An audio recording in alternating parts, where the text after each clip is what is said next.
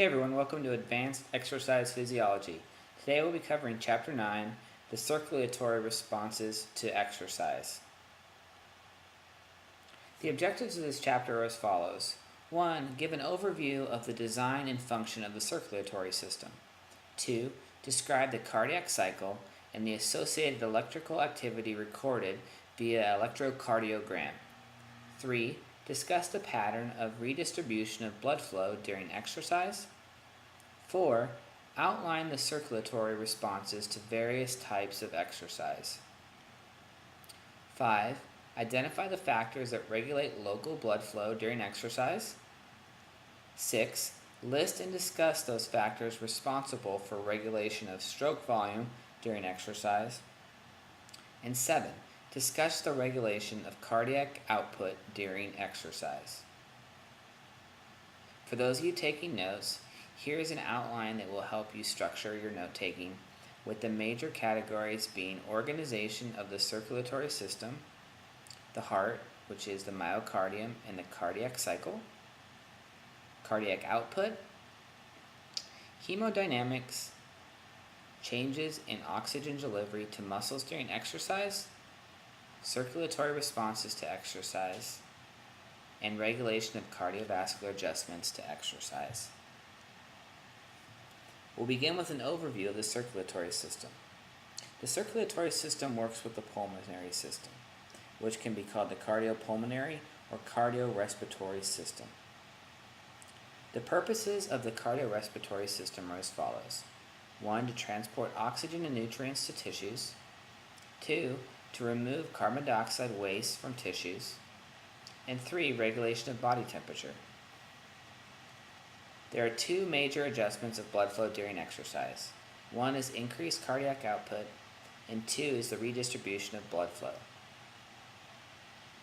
The circulatory system is comprised of the heart, which creates the pressure to pump the blood, arteries and arterioles, which carry blood away from the heart, the capillaries, which exchange the oxygen, carbon dioxide, and nutrients with the tissues, and the veins and venules, which carry blood towards the heart. In this diagram, you can see the complete structure of the heart. Please reference this diagram in your book for further details. Now, looking at the pulmonary and systemic circuits, we see the pulmonary circuit, which is the right side of the heart. It pumps deoxygenated blood to the lungs via the pulmonary arteries. And there is a return of oxygenated blood to the left side of the heart via the pulmonary veins. Now, if we look at the systemic circuit, we see that it stems from the left side of the heart. It pumps oxygenated blood to the whole body via arteries. And it returns deoxygenated blood to the right side of the heart via the veins. In this picture, you'll see a diagram of both the pulmonary and systemic circulations.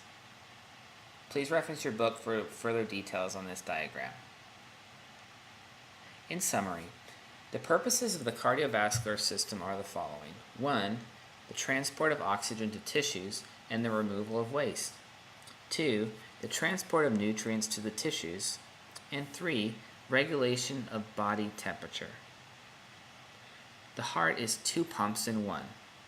The right side of the heart pumps blood through the pulmonary circulation, while the left side of the heart delivers blood to the systemic circulation. Next, I would like to discuss the heart involving the myocardium and the cardiac cycle. If we look at the heart wall, it is comprised of the epicardium, the myocardium, and the endocardium. It receives a blood supply via the coronary arteries. There is a high demand for oxygen and the nutrients. If we consider a myocardial infarction, it is a result of a blockage in the coronary blood flow results in cell damage.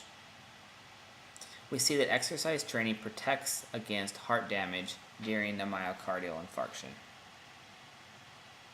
In this diagram, you'll see a more detailed description of the heart wall, and you can reference this diagram in your book. In addition, in this table, you can look at a comparison of cardiac and skeletal muscles. Like we just mentioned, exercise training protects the heart. We see again that regular exercise is cardioprotective. There's a reduced incidence in heart attacks as a result of this, as well as an improved survival from a heart attack.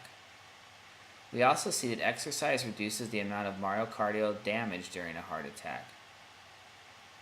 There are improvements in heart's antioxidant capacity and an improved function of ATP-sensitive potassium channels.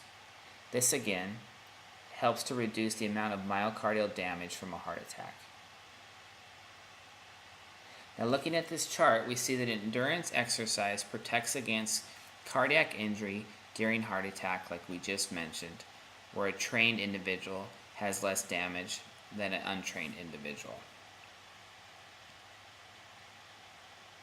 Now if we look more specific at the cardiac cycle, we see there is a systole, which is a contraction phase, where an ejection of blood happens.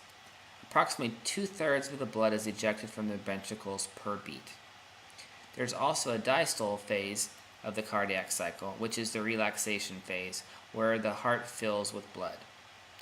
At rest, the diastole lasts longer than the systole, but during exercise, both the systole and the diastole actually are shorter. Now this is a graph or a chart of the cardiac cycle both at rest and during exercise that represents what we just discussed. Now if we look more closely at pressure changes during the cardiac cycle, we see that during distole, the pressure in the ventricles is low. Again, this is the time where it's filling with blood from the atria. What we see is the AV valves are open when the ventricle pressure is less than the atrial pressure. Now during systole, pressure in the ventricles rise. Blood is ejected in the pulmonary and systemic circulation as a result, and the semilunar valves open when the ventricle pressure is greater than the aortic pressure. Now if we look more specific at heart sounds during this cycle, the first heart sound is the closing of the AV valves, where the second is the closing of the aortic and the pulmonary valves. Now these diagrams and charts show the pressure, volume, and heart sounds during the cardiac cycle that we just described. Please reference your book for these diagrams. Now if we look at arterial blood pressure, we see that it can be expressed as a systolic and diastolic, where the normal range is 120/80. Systolic blood pressure is measured as the pressure generated during the ventricular contraction, where diastolic pressure is the pressure in the arteries during the cardiac relaxation. There's also pulse pressure, which is the difference between systolic and diastolic. And the mean arterial pressure, or MAP, is the average pressure in the arteries. Now, individuals with hypertension have a blood pressure above 140/90. Primary or essential hypertension, it has an unknown cause, and it is actually 90% of the cases of hypertension. However, there's a secondary hypertension that results from some other disease processes. Now, the risk factors for hypertension include left ventricular hypertrophy, atherosclerosis and heart attack, kidney damage, and stroke. Now, these again would all be examples of a secondary hypertension, not a primary hypertension. Now, in this diagram, it's a simple way to illustrate the measurement of the arterial blood pressure. You can take a closer look at this diagram in your book. Now we want to identify some factors that influence arterial blood pressure. What are some of the determinants of the mean arterial pressure, or the MAP? We see that both cardiac output and total vascular resistance affect the MAP. If we look at short-term regulation of this, we see that sympathetic nervous system involves, and as well as there's baroreceptors in the aorta and the carotid arteries that influence this.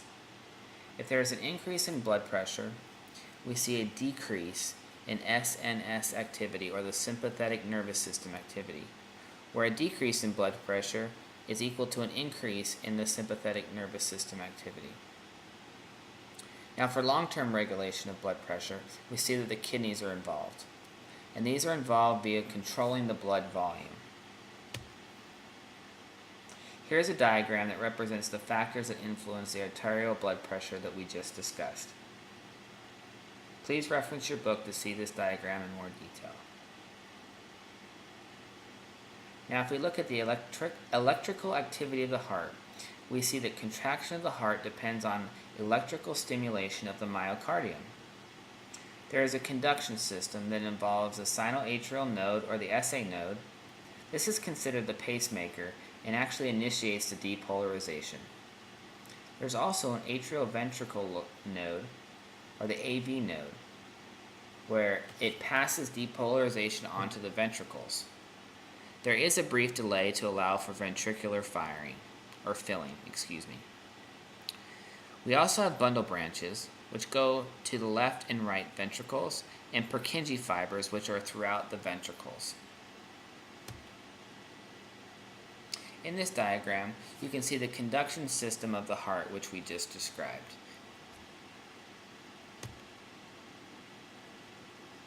Now, electrocardiograms, or ECGs, record the electrical activity of the heart.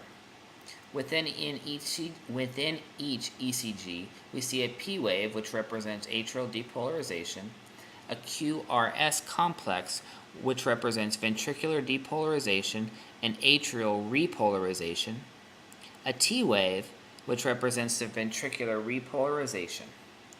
So ECG's abnormalities may indicate coronary heart disease. In this case, the ST segment depression can indicate myocardial ischemia.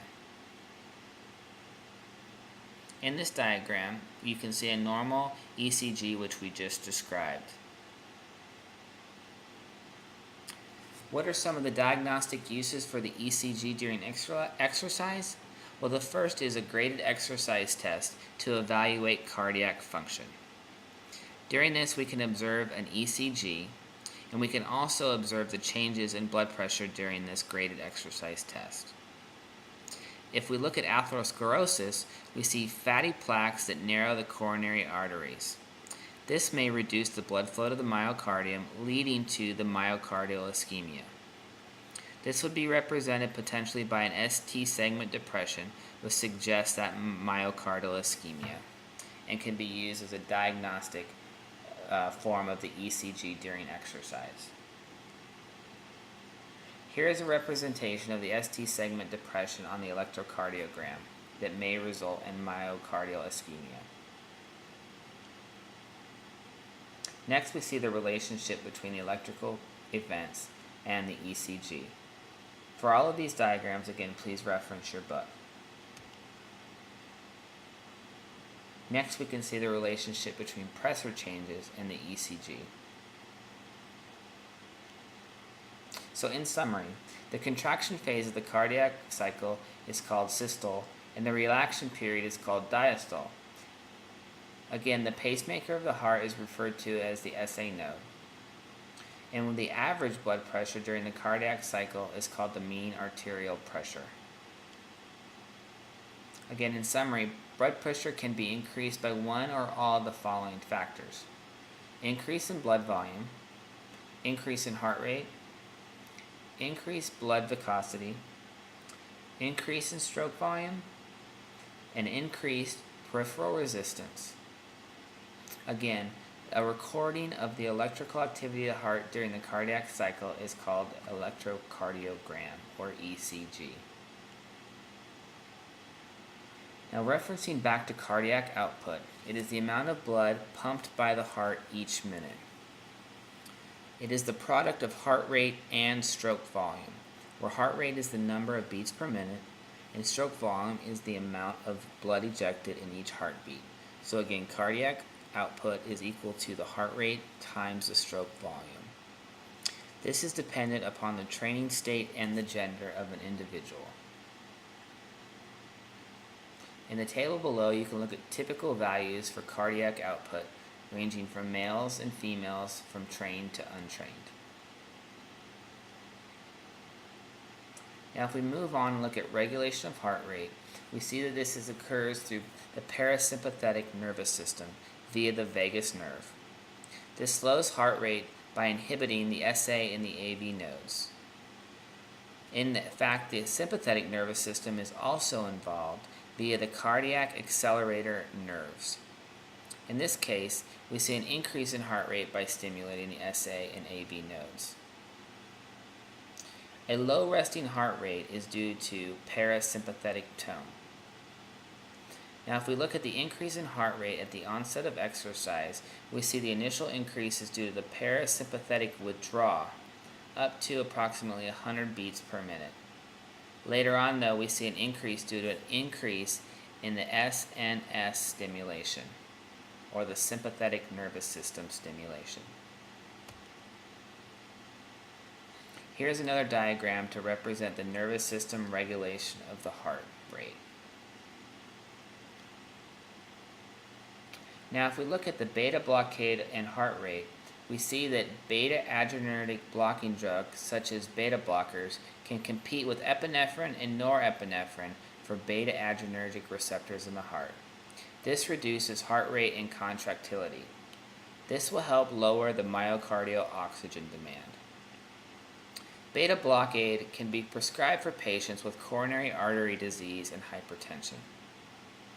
This will lower the heart rate during submaximal and maximal exercise and is extremely important to be factored in during exercise prescription. Now if we look at the regulation of stroke volume of the heart, we see that we have an end diastolic volume, which is the volume of blood in the ventricles at the end of the diastolic, or diastole, which is the preload. We also see an average aortic blood pressure, which is the pressure of the heart that must pump against the ejected blood, or the afterload. Also looking at the mean arterial pressure. Also that is involved is the strength of the ventricular contraction or contractility. This can be enhanced by circulating epinephrine and norepinephrine or direct sympathetic stimulation of the heart.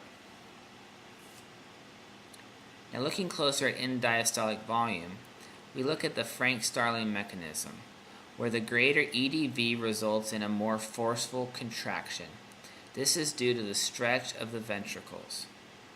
This is also dependent on venous return.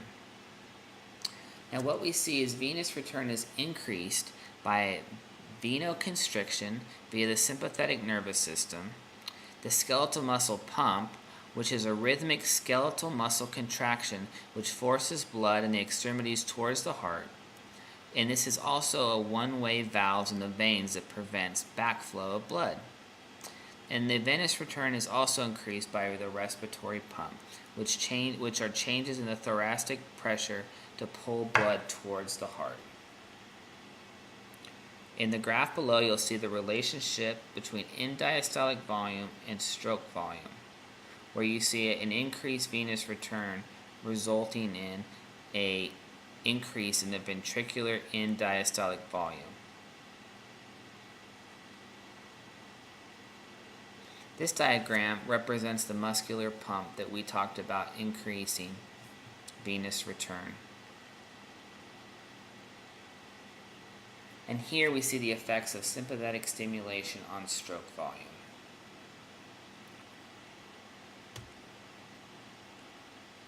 With this diagram, we're able to look at the factors that regulate cardiac output like we described before, where we have the parasympathetic nerves and the sympathetic nerves affecting the cardiac rate, and we have contraction strength, end diastolic volume, and mean arterial pressure ultimately affecting the stroke volume, as well as the Frank-Starling stretch model. In summary, cardiac output is the product of heart rate and stroke volume. Figure 9.18 summarizes those variables that influence cardiac output during exercise. The pacemaker of the heart is the SA node. The SA node activity is modified by the parasympathetic nervous system, which slows the heart rate, and the sympathetic nervous system, which increases the heart rate. The heart rate increases at the beginning of exercise due to a withdrawal of the parasympathetic tone. At higher work rates, however, the increase in the heart rate is achieved via an increased sympathetic outflow to the SA node. To continue, the stroke volume is regulated by three things: end-diastolic volume, aortic blood pressure, and the strength of ventricular contraction. As venous return increases during exercise due to venoconstriction, the muscle pump, and the respiratory pump. Moving on, we want to look at the physical characteristics of blood. Blood is made up of different components. One is plasma, which is the liquid portion of blood, which contains ions, proteins, and hormones. It's also made up of cells, but there are different types, such as red blood cells, which contain hemoglobin to carry the oxygen, white blood cells, which are important in preventing infection, and platelets, which are important in blood clotting. Now, if we look at the hematocrit, it represents the percentage of the percentage of blood composed of these cells. This diagram represents the components of the blood that we just talked about, whether it's the plasma, the white blood cells, or the red blood cells and platelets. Next, looking at the relationships among pressure, resistance, and flow, we see that blood flow is directly proportional to the pressure difference between the two ends of the system, and it's inversely proportional to resistance. Now, if we look at the pressure, we see that it's proportional to the difference between the mean arterial pressure and the right arterial pressure. And this diagram represents the blood flow through the systemic circuit.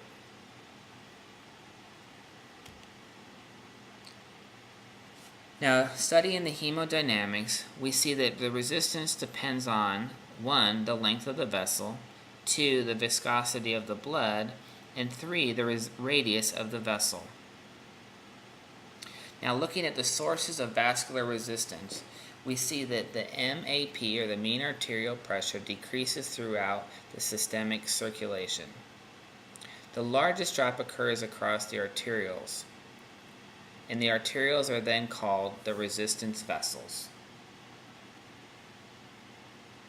This chart represents the pressure changes across the systemic circulation, seeing the dramatic drop as the blood enters the arterioles. In summary, blood is composed of two principal components, which are plasma and cells. Blood flow through the vascular system is directly proportional to the pressure at the two ends of the system, and inversely proportional to the resistance. The most important factor in determining resistance to blood flow is the radius of the blood vessels. The greatest vascular resistance to blood flow is offered in the arterioles, like we discussed. Now, if we look at oxygen delivery during exercise, we see that the oxygen demand by muscles during exercise is approximately 15 to 25% greater than at rest. The increased oxygen delivery is accomplished by 1, increased cardiac output, and 2, the redistribution of blood flow. This is done from the blood flow being diverted from inactive organs to working skeletal muscle. Now, what we see if we continue to look at the changes in cardiac output during exercise, that cardiac output increases due to an increased heart rate. There is a linear increase to the max, and for adults, we have a max heart rate of 220 minus the age in years. Again, this would be an approximation. And for children, we have a max heart rate of 208 minus 0.7 times the age of the child. Now, contrary to the increase in heart rate, we have an increase in stroke volume. There is a dramatic increase and then a plateau at approximately 40% of the VO2 max. However, there is no plateau in highly trained subjects. Now, continuing with looking at the stroke volume, and that it does not plateau in endurance athletes, we see that stroke volume reaches a plateau at approximately 40 to 60% of VO2 max in untrained subjects.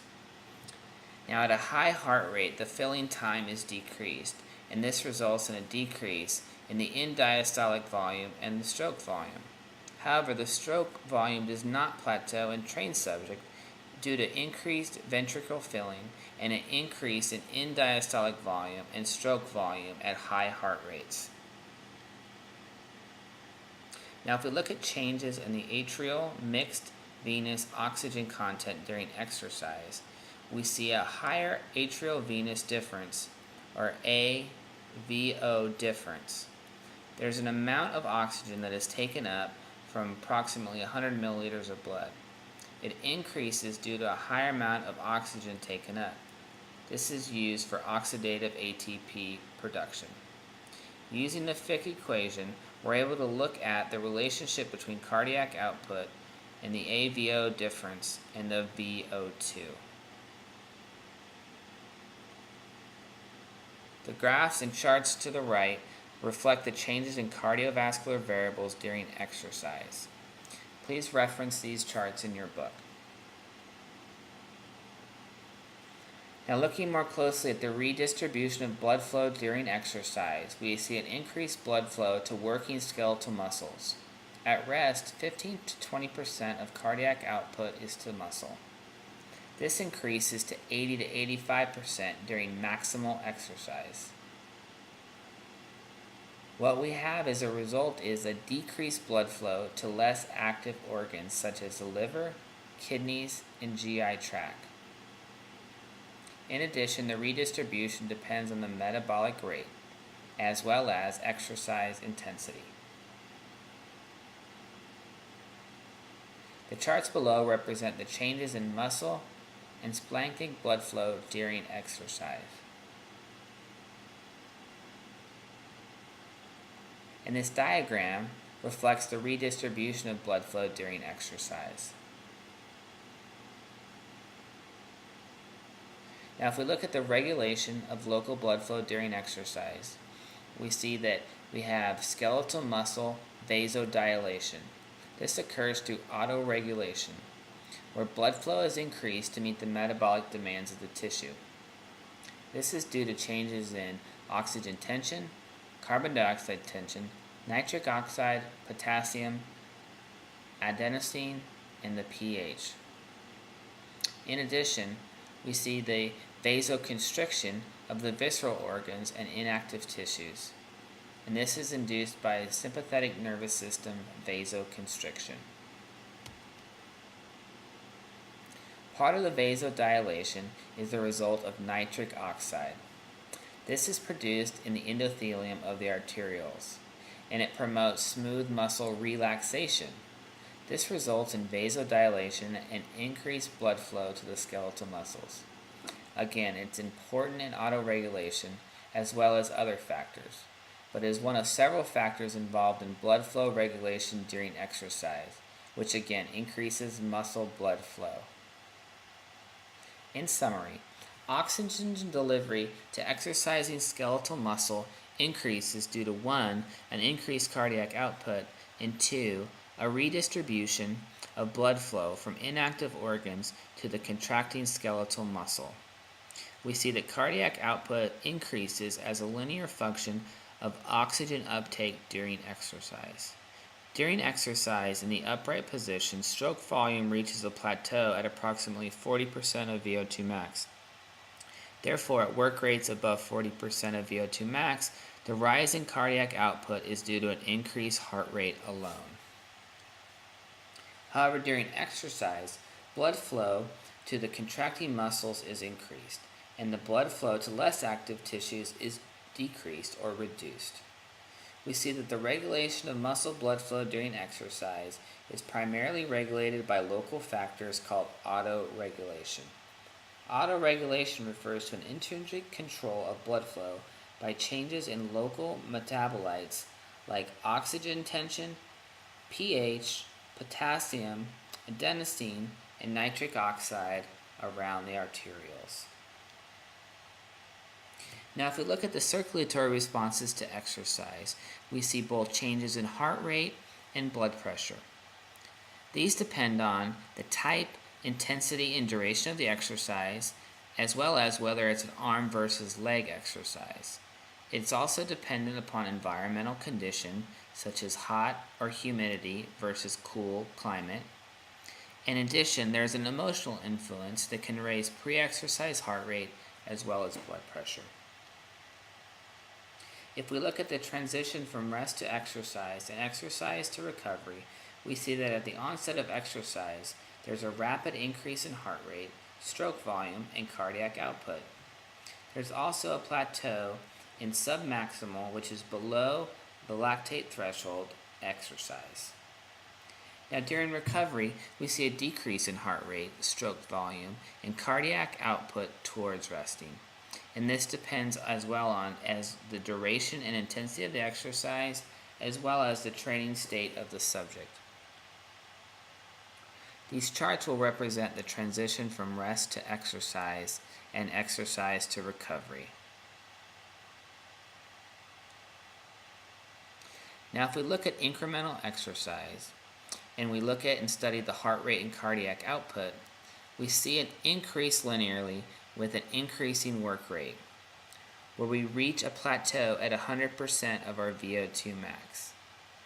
If we look at blood pressure, we see that the mean arterial pressure increases linearly. In addition, systolic blood pressure increases, however, diastolic blood pressure remains fairly constant. Now, if we examine the double product, which is a rate-pressure product, we see that it increases linearly with exercise intensity. This indicates the work of the heart. Now, if we look at this table, we see the changes in the double product during exercise. Please examine this chart in your book. It is table 9.3. Now, if we examine arm versus leg exercises, we see that at the same oxygen uptake, arm work results in a higher heart rate due to higher sympathetic stimulation and higher blood pressure due to vasoconstriction of large inactive muscle mass. These charts represent the heart rate and the blood pressure during arm and leg exercises. Again, in both, we see the arm exercises increase the mean arterial blood pressure, and the arm exercises increase the heart rate. Now, if we look at intermittent exercise, we see that the recovery of the heart rate and the blood pressure between bouts depends on 1, the fitness level, 2, the temperature and humidity, and 3, the duration and intensity of the exercise. However, during prolonged exercise, we see that cardiac output is maintained, and there's a gradual decrease in stroke volume due to dehydration and reduced plasma level. However, because of this, we see a gradual increase in heart rate, and this is called a cardiovascular drift. These charts below will represent the cardiovascular changes we just discussed during prolonged exercise. In summary, we see the changes in heart rate and blood pressure that occur during exercise are a function of the type and intensity of exercise performed, the duration of the exercise, and the environmental conditions. The increased metabolic demand placed on the heart during exercise can be estimated by examining the double product. In addition, at the same level of oxygen consumption, heart rate, and blood pressure, they happen to be greater during arm exercises than during leg exercises. Also, the increase in heart rate that occurs during prolonged exercise is called cardiovascular drift. Now, finally, we would like to examine a factor of sudden cardiac death during exercise. This occurs in 1 in 200,000 young athletes, so it is uncommon. It is caused by an abnormal, lethal heart rhythm. In children and adolescents, it is due to genetic abnormalities of the coronary arteries, cardiomyopathy, and myocarditis. In adults, however, it is due to coronary artery disease and cardiomyopathy. A medical exam can identify these risk factors. In this chart and table below, we see the summary of cardiovascular responses to exercise. Please review this chart in your book. Next, I'd like to discuss the central command theory. This initial signal to drive cardiovascular system comes from the higher brain centers. It is due to centrally generated motor signals. There is fine-tuned feedback from the heart mechanoreceptors, the muscle chemoreceptors, which are sensitive to muscle metabolites such as potassium and lactic acid, as well as the exercise pressor reflex. In addition, muscle mechanoreceptors, which are sensitive to force and speed of muscular movement, and the baroreceptors, which are sensitive to changes in arterial blood pressure, affect the fine-tuned feedback as well. This is a summary of the cardiovascular control during exercise that we just discussed. In summary, the central command theory of cardiovascular control during exercise proposes that the initial signal to drive the cardiovascular system at the beginning of exercise comes from a higher brain center. Although central command is the primary drive to increase heart rate during exercise, the cardiovascular response to exercise is fine-tuned by feedback from muscle chemoreceptors, muscle mechanoreceptors, and arterial baroreceptors to the cardiovascular control center. That concludes the content from Chapter 9, but I'd like to provide you with some study questions to reinforce and help you make sure you have a complete understanding of the lesson. Number 1, what are the major purposes of the cardiovascular system? 2, briefly outline and design of the heart. And why is the heart often called two pumps in one? 3, outline the cardiac cycle and the associated electrical activity recorded via the electrocardiogram. 4, graph the heart rate, stroke volume, and cardiac output response to incremental exercise. 5, what factors regulate heart rate during exercise? What factors regulate stroke volume? 6, how does exercise influence venous return? 7, what factors determine local blood flow during exercise? 8, graph the changes that occur in heart rate, stroke volume, and cardiac output during prolonged exercise. What happens to these variables if the exercise is performed in a hot and humid environment? 9. Compare the heart rate and blood pressure responses to arm and leg work at the same oxygen uptake. What factors might explain the observed differences? And 10. Explain the central command theory to cardiovascular regulation during exercise. This concludes Chapter 9, which involves the circulatory responses to exercise. Please review the lecture and the text if you have any additional questions, or feel free to email me at any point. Thanks.